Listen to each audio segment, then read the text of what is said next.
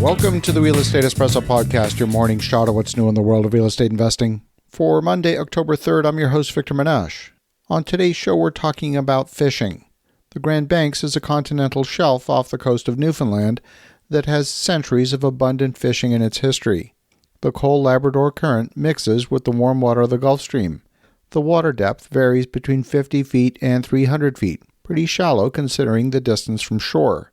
The mixing of these two ocean currents and the shape of the bottom lifts nutrients to the surface.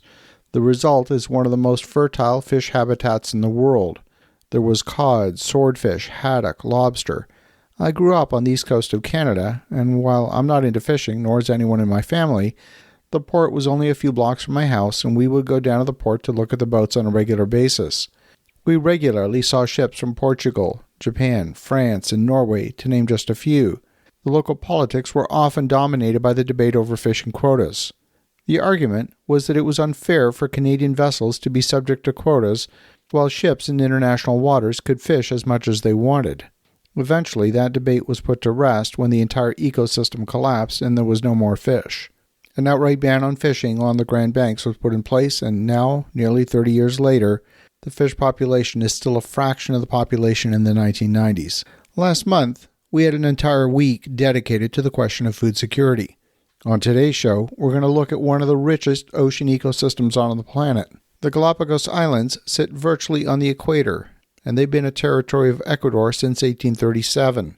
Despite being on the equator, the cold water of the Humboldt Current brings nutrients from the Antarctic region up the coast of South America. Combating illegal fishing is a problem in the Galapagos as well. In 2020, during the height of the pandemic, there were over 340 Chinese fishing vessels fishing in the region of the Galapagos Islands. Those 340 vessels logged more than 73,000 hours fishing in those waters. The protected waters of the Galapagos are home to more than 20,000 species of wildlife. Ships crossing the Pacific from China are not little rowboats with a single fishing rod. No, these are industrial ships designed to harvest the ocean indiscriminately on a large scale. The first warning signs of rapidly declining fish stocks in the Grand Banks of Newfoundland happened only about 3 years before the complete collapse of the fishery. Now, China is responsible for more than a third of global fish consumption. If they're driving thousands of miles to cross the Pacific in search of fish, it means they've already depleted their own fish habitat along their coastline. They're active in South America, off the coast of Africa, and even in Hawaii. In 2020, the Ecuadorian Navy apprehended a single vessel that had more than 7,500 sharks in its hold. Most were hammerhead sharks, but there were also examples of other endangered species, including mako. The local small-scale fishermen who are permitted to fish in the waters of the marine sanctuary have already noted the decline in fish population near the islands. The Chinese vessels have been fishing for squid, which forms a vital part of the food chain in the islands. The squid boats shine lights into the water and they fish at night. The lights cause the squid to surface, and the mechanized lures reel them in by the thousands. It's estimated that each ship harvests about 3 tons of squid per night. The fishing vessels transfer their catch to refrigerated cargo ships that ferry the catch back to China, enabling the fishing boats to keep fishing 24/7 all year long.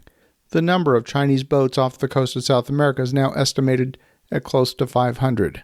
When you consider that in 30 years, despite the complete closure of the cod fishery, the fish population has not recovered in Newfoundland, and we can expect to see a repeat of the Newfoundland experience in the Pacific.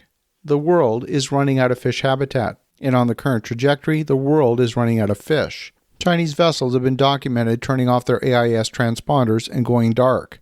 And while the AIS signal contains the GPS coordinates of the vessel, a vessel going dark can still be visible using satellite imagery and using synthetic aperture radar.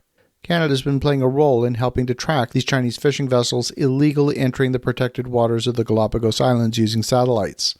When we calculate the agricultural needs to support our global population, we rarely include fish in that equation, and part of the reason for that is because we don't actually know how much fishing is going on. I remember snorkeling on reefs as a teenager that were teeming with sea life. These days, when I visit those same reefs, I'm struck by how little sea life is visible. I used to see tidal pools full of fish and crabs and periwinkles. Today I see very little. We as real estate investors believe in primary wealth, investing in real assets. There can be no paper wealth, no secondary wealth, without primary wealth. and access to food, fertile ground beneath our feet, and a healthy ocean is part of that primary wealth. I'm an entrepreneur, a capitalist, a business leader. I believe in the pursuit of economic growth. I also see how we're depleting our planet and how we need to somehow, I don't know how, reverse course.